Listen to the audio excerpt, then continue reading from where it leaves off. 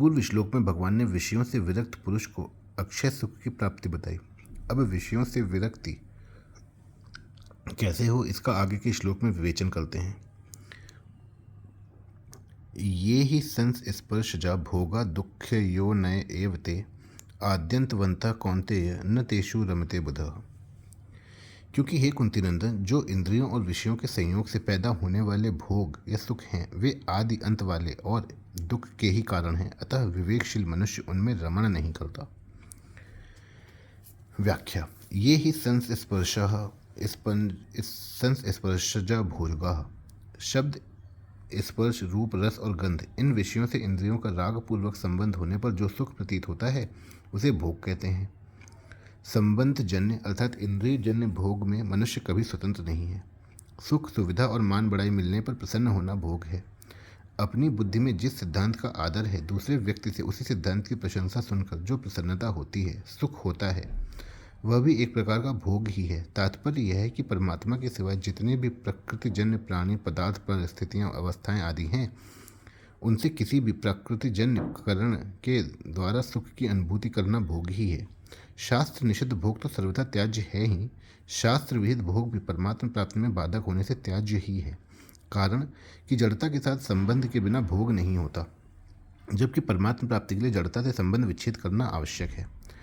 आद्यंतवंतः संपूर्ण भोग आने जाने वाले हैं, अनित्य हैं, परिवर्तनशील हैं, ये कभी एक रूप रह सकते ही नहीं। तात्पर्य है कि इन भोगों की स्वयं के साथ किसी भी अंश में एकता नहीं है।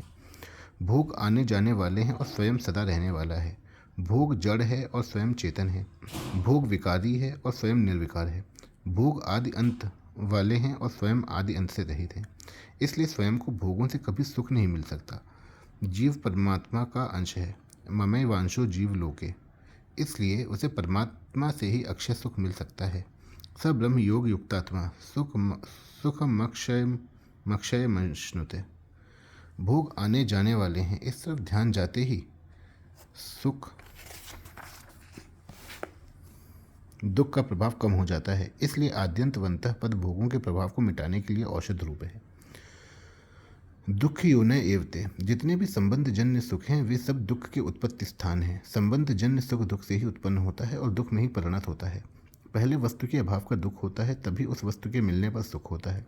वस्तु के अभाव का दुख जितनी मात्रा में होता है, वस्तु के मिलने का सुख भी उतनी ही मात्रा में होता है।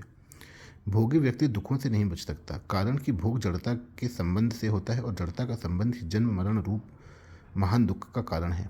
पातंजल योग दर्शन में कहा गया है, परिणाम ताप संस्कार दुखैर गुण वृत्ति विरोधाच दुखमेव सर्वम विवेकिनः। परिणाम दुख, ताप दुख और संस्कार दुख, ऐसे तीन प्रकार के दुख सब में विद्यमान रहने के कारण है तथा तीनों गुणों की वृत्तियों में परस्पर विरोध होने के कारण विवेकी पुरुष के लिए सबके सब भोग दुख रूप ही हैं। संपूर्ण विषय भोग आरंभ में सुख रूप प्रतीत होने पर भी परिणाम दुख देने वाले ही हैं, क्योंकि भोगों के परिणाम में अपनी शक्ति का ह्रास और भोग्य पदार्थ का नाश होता है। यह परिणाम दुख है। दूसरे व्यक्तियों के पास अपने से अधिक भोग देखने से, अपने इच्छा अनुसार पूरे भोग न मिलने से, भीतर भोगों की आसक्ति होने पर भी भोग भोगने की सामर्थ्य न होने से तथा प्राप्त भोगों के बिछुड़ जाने की आशंका से भोगों के पास रहते हुए भी हृदय में संताप रहता है, यह ताप दुख है।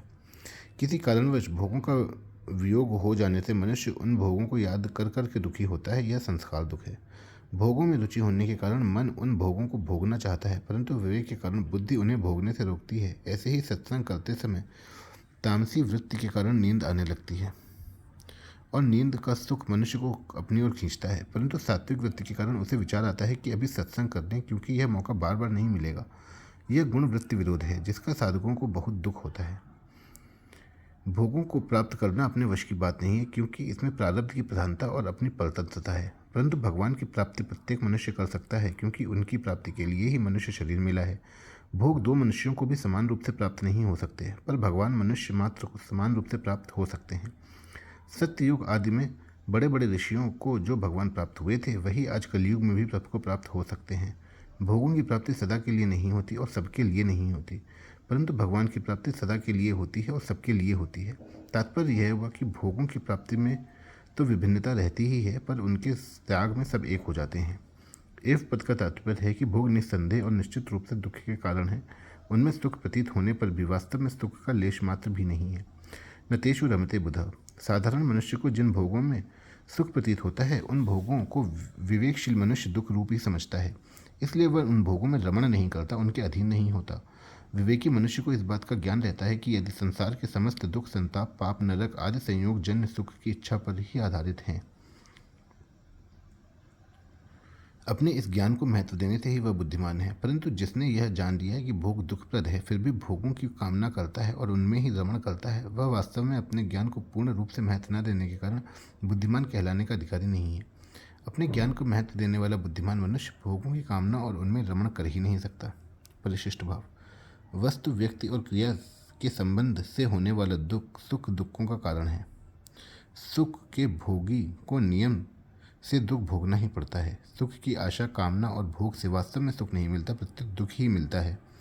भोगों का संयोग अनित्य है और वियोग नित्य है। मनुष्य अनित्य को महत्व देकर ही दुख पाता है। उसको विचार करना चाहिए कि क्या सुख चाहने से सुख मिल जाएगा और दुखों का नाश हो जाएगा। सुख की इच्छा करने से ना तो सुख मिलता है और ना दुख मिटता है। दुख को मिटाने के लिए सुख की इच्छा करना दुख की जड़ है। एक दुख का भोग होता है और एक दुख का प्रभाव होता है। जब मनुष्य दुख का भोग करता है तब उसमें सुख की इच्छा उत्पन्न होती है और जब उस पर दुख का प्रभाव होता है तब सुख की इच्छा मिट जाती है, उससे अरुचि हो जाती है। दुख के भोग से मनुष्य दुखी होता है और दुख के प्रभाव से वह दुख से ऊंचा उठ जाता है।